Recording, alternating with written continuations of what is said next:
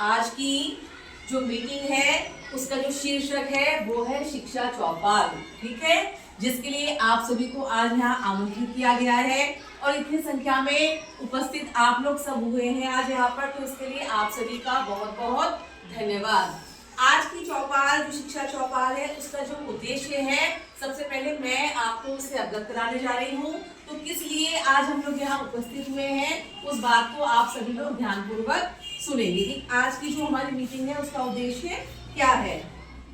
शिक्षकों, छात्र छात्राओं, अभिभावकों एवं जन समुदाय के बीच संवाद बढ़ाकर शिक्षा की गुणवत्ता में सुधार लाना।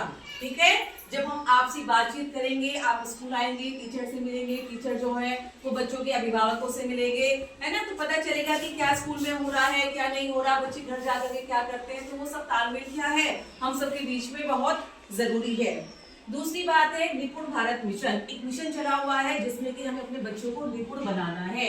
निपुण बनाने से मतलब ये है कि बच्चों का जो बेसिक है ना, कि उन्हें गिनती, गुणा, भाग, हिंदी की किताब पढ़नी, कृषि की किताब पढ़नी वो जरूर आनी चाहिए। तो वो निपुण भारत मिशन है। उसके लक्ष्य तथा जीवन में शिक्षा के दीर्घकालिक महत्व से अभिभावकों, एसएमसी सदस्यों तथा जन समुदाय को जागरूक किया जाना।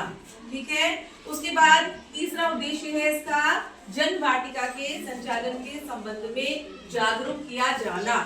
बाल वाटिका वो होती है जिसमें हमारे छोटे बच्चे 6 साल से कम उम्र के जो बच्चे हैं उनको बिठाया जाता है, उनको स्कूल आना, पढ़ना, लिखना सिखाया जाता है। बच्चों के नामांकन तथा नियमित उपस्थिति में सुधार लाना।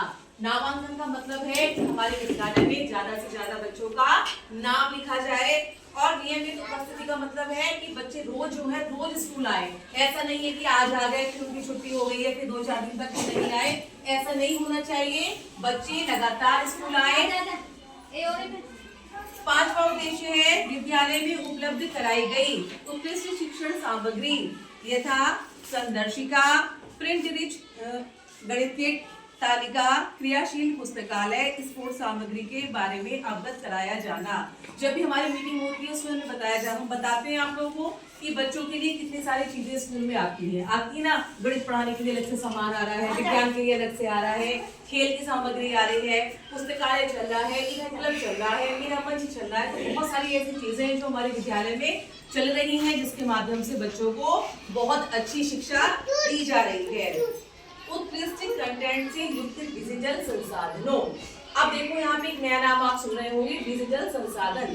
डिजिटल संसाधन वो होते हैं जो इलेक्ट्रॉनिक के माध्यम से हम लोग अपने बच्चों को पढ़ा रहे हैं, जिसमें कि आपका कंप्यूटर शामिल है। अगर आप अपना फेस पीछे करेंगे तो आप देखो कितना बड़ा टीवी हमारे इस क्लास में लगा हुआ है, स्मार्ट क्लास में। इसको कहा जाता है डिजिटल बोर्ड। जो भी हमारी किताबें वो होती थी ना, लिखा पढ़ी वाली ऐसी जो हमारी किताब है, वो सारी की सारी किताब इसके अंदर है। हम इसको खोलते हैं और बिल्कुल सब चीज बोलती हुई वीडियो, बोलती हुई किताब सब आती है इसके अंदर, चित्र आते हैं, प्रैक्टिकल आते हैं। तो क्या है ये डिजिटल संसाधन है। ऐसा ही हमारे पास में क्या है, कंप्यूटर्स उपलब्ध हैं। हमारे पास जो दूसरी वाली क्लास है उसमें साइंस लैब उपलब्ध है, एस्ट्रोनॉमी लैब, ठीक है ना। तो बहुत सारी ऐसी चीजें हैं जिनके माध्यम से हमारे विद्यालयों में पढ़ाई हो रही है। स्मार्ट क्लास, आईसीटी लैब, दीक्षा, खान एकेडमी एवं टीचर्स ऐप प्लेटफॉर्म पर उपलब्ध शिक्षण सामग्री के बारे में प्रचार प्रसार किया जाना। ये भी इसके उद्देश्य कि हमारे विद्यालय में किस कदर जो हमारे सरकारी विद्यालय हैं उन विद्यालयों में इस समय शिक्षा पे कितना ज्यादा जोर दिया जा रहा है। शिक्षा पे जोर संसाधनों के माध्यम से कितनी ज्यादा हमारी मीटिंग्स होती हैं, ट्रेनिंग्स होती हैं, नए नए सामान, नए नए उपकरण हमारे विद्यालयों में भेजे जा रहे हैं, इस वजह से कि हमारे बच्चे बिल्कुल लेटेस्ट एकदम नए से नई जो तकनीक चल रही है उसके माध्यम से सीखें और कहीं पर भी ना पिछले। आप यकीन नहीं मानेंगे कि ये जो सुविधाएं है ना, ये अभी प्राइवेट स्कूल्स में भी नहीं पहुंची है। ठीक है ना, तो आप लोग आए हैं, ये बहुत अच्छी बात है। इन सब के बारे में बहुत ही विस्तार से आपको, क्योंकि 2 घंटे की हमारी मीटिंग है, तो सारी जो भी बातें, जितनी भी एजेंडा है इसमें खुलकर है, वो सब के बारे में जानकारी अब आपको मैडम देंगे। ठीक है, बहुत बहुत धन्यवाद आपका।